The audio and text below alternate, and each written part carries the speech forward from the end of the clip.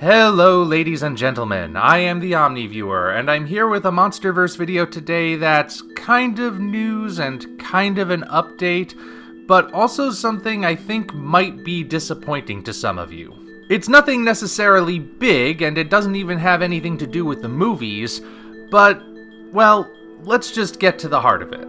As the release date for NECA's Godzilla King of the Monsters figures has drawn closer and closer, we've started seeing the packaging revealed for Godzilla, Rodan, and Mothra respectively. People noted that when we saw the packaging for Mothra, there was no evidence of the larva included within the box.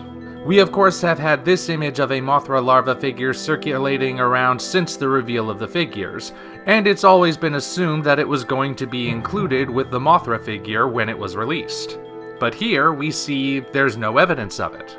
And NECA has revealed that this is because the larva will not be included with the adult Mothra.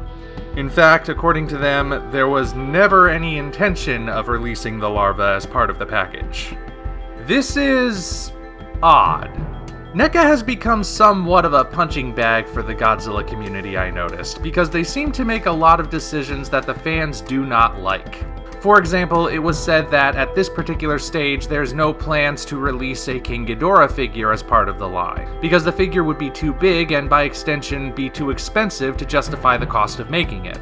A lot of people thought this was bull, but I look at images like this from the trailer and think, yeah, I believe them. So I was one of the few people who went to bat for NECA at that point and said they were probably not lying like so many people thought they were.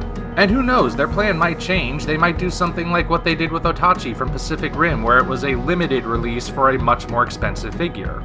But this whole issue with the larva, this is something I can't really wrap my head around. I mean, on the one hand, looking back at promotional images like these ones, you don't actually see the larva as part of the display, so you could say that it was an assumption on our part to think that the larva would be included. But on the other hand, why wouldn't we assume that? Because we had the image. This clearly serves as evidence that the Mothra larva figure exists somehow.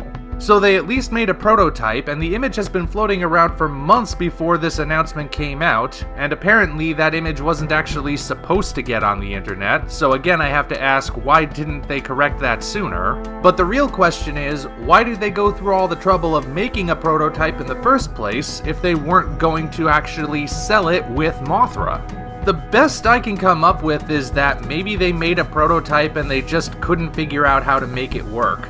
Just looking at this thing, I imagine one problem might be that it's front heavy and they couldn't figure out how to balance it.